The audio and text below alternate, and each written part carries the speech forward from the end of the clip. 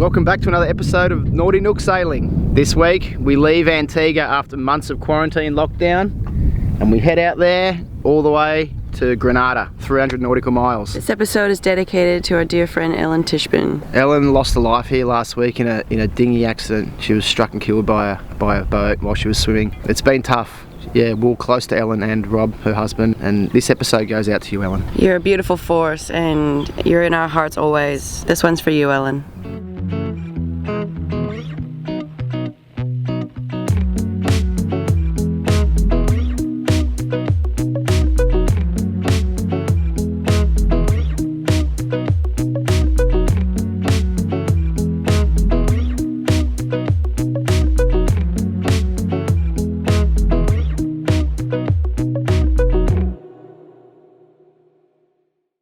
The fun is beginning early today and it's going to be continuing all day long. We finally got our generator fixed, only for it to conk out last night and we don't know why. So the boat's going to be in a state today, and on top of that we are going to check out of customs. We'll be getting some final provisions. The thing with this passage is it's 300 nautical miles, our longest passage yet, followed by a 2-week quarantine. So I need enough food in here for at least 2.5 weeks.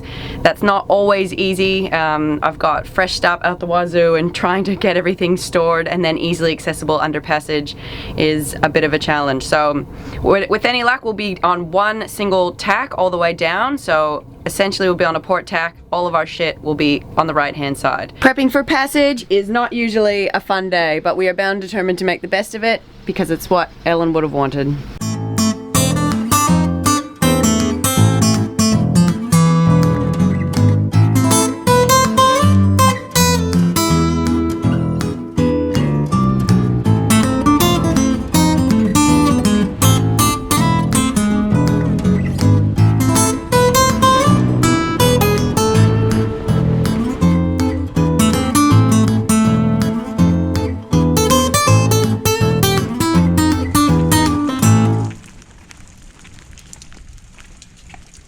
I hope they're open. No, they're not. Typical. I came in 2 days ago and asked about the hours of operation. They said they were open 7 days a week, 8 till 4, every day, including public holidays. And it's Sunday. It's about 10:30 a.m. and they're closed. It is Sunday. But she said 7 days a week. Hey, it's island time, man. No. They'll get there when they get there. Tomorrow. Now what? We go to St. John's to clear out, or we come back here at 9 a.m. tomorrow morning and we screw up our arrival time in Grenada a little bit. Unless we have a really fast sail. But we still wouldn't be able to leave till like 12. Why? Oh, we'd have to, Have the dinghy. unless someone could drive us in, and we had the dinghy, everything ready to go, come here at 9 a.m, check out, back on the boat by 9:30, hoist anchor by 10. And there's probably an overtime fee tomorrow because it's a public holiday. What? Yeah. We'll ask That's around sad. here and just see, I don't know, maybe the rain, maybe they don't work in the rain, I don't know. They're inside. I know. After all that, he pulled on the wrong door. They are open. Well, at least I can get inside, clear myself out. Now to find beef. They're open. You pulled on the wrong door, you dingbat. What's that? You tried to open the wrong door, you dingbat. What do you mean? They're open. No. Are you serious? Yeah. If this is a cruel joke, It's fine not with a me. cool joke.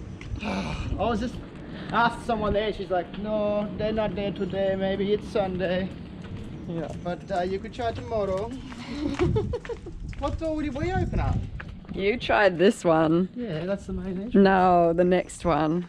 I don't know. Always been this one. This is where the counter is. No, it's not. This is where you clear That's in. the back office. You watch when you walk in. You watch. We last came in that door. Did we? No, we didn't. I thought there was another. You're a goose. We Good did. thing you're good at fixing stuff. We are leaving tomorrow. All cleared out, and now we get to finish all the rest of the projects for the day. What's next? Fuel. Yeah, jack lines, fuel, provisions. Yeah, I won't bore you.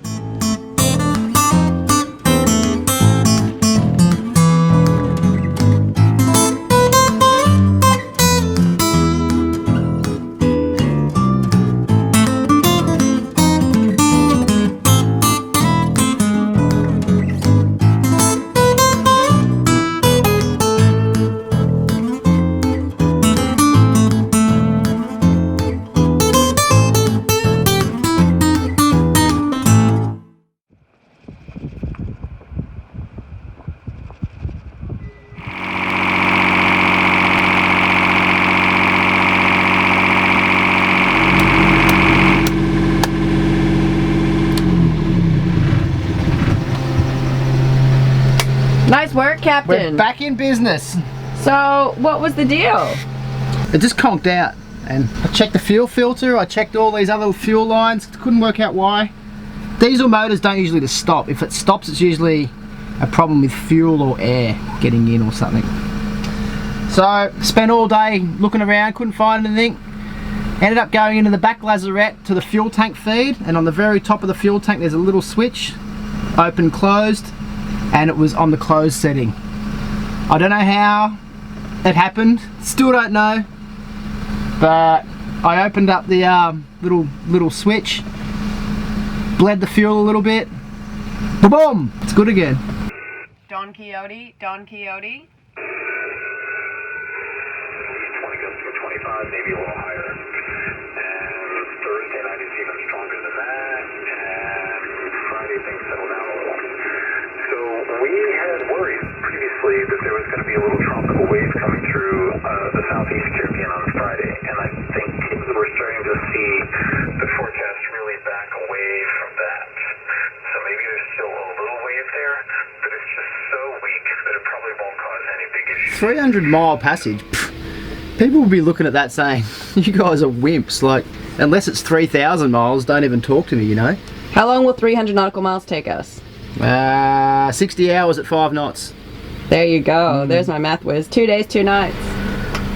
Here we go.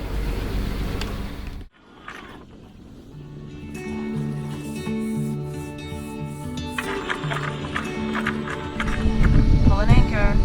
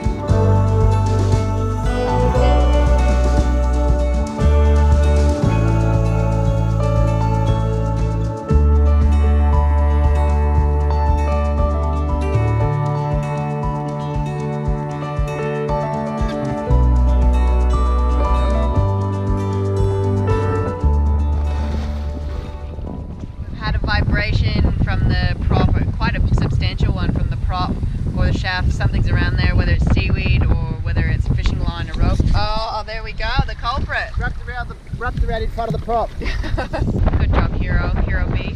We had to drop the sails. We just got behind the island of Guadeloupe. Shame we can't stop and get some fresh baguettes.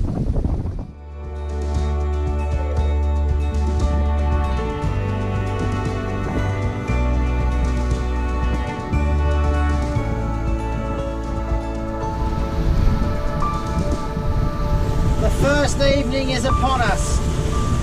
Forecast, windy. 20 to 25 knots.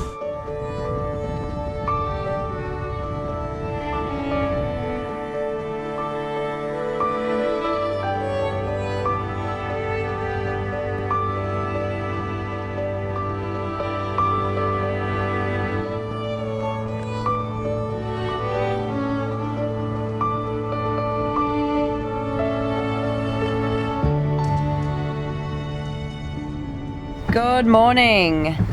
We left Antigua yesterday after 3 months of staying there for coronavirus. We thank the Antiguans so much for their hospitality and giving us a safe haven during that crazy time. We had a pretty eventful day. We sails up, sails down, winds all over the place. Highlight of the day was definitely coming across a mother and calf sperm whale in the calm of the afternoon just off the coast of Guadeloupe, which was amazing.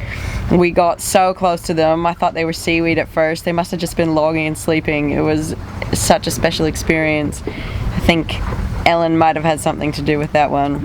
This morning it's pretty squally and we've got some stiff winds, although now we are 30 miles west of Martinique. We are in the lee of the island, I think, because we've just lost some of our wind, and I'm about to check in to the net, to the Coconut Telegraph, followed by the safety net, and get a forecast from Chris Parker. Quixote, Don Quixote. Quixote, right next door. Good morning, John. We're 30 miles offshore west of Martinique, wishing we could have a hot croissant and a nice French meal.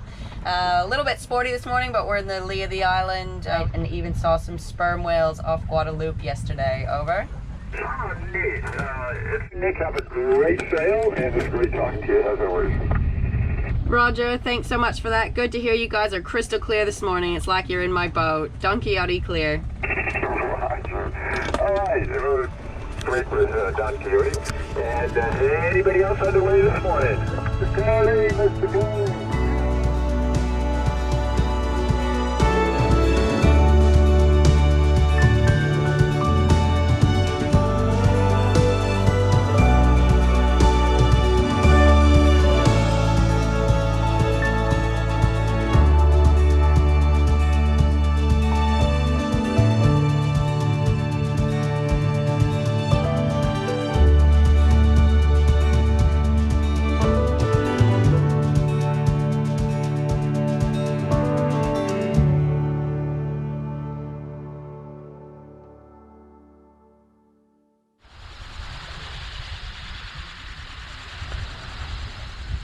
Preliminary quarantine check approaching Port Louis Marina, Grenada.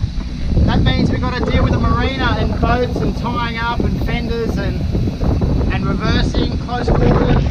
And it's windy. And it's windy. Good job, baby.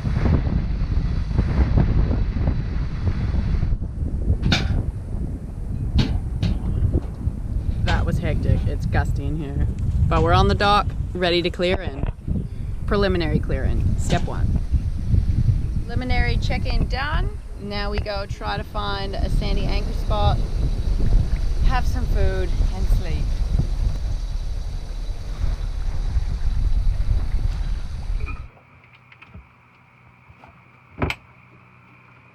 Pretty proud of myself tonight. We've got a Caribbean-style dinner. Just made a simple coleslaw and some rice and peas, which are actually rice and beans. And of course, beef has beef. Bit of corn. Gonna be good. Eat, mister. Bonnie appetiti. What do you reckon? Yeah, this looks good. Cheers. Got it, man. It's made in the Caribbean. It's good for you. If you like this episode, thumbs up, subscribe, leave a comment, and we'll write back to you in the comments. We always do. You. Who does? You do.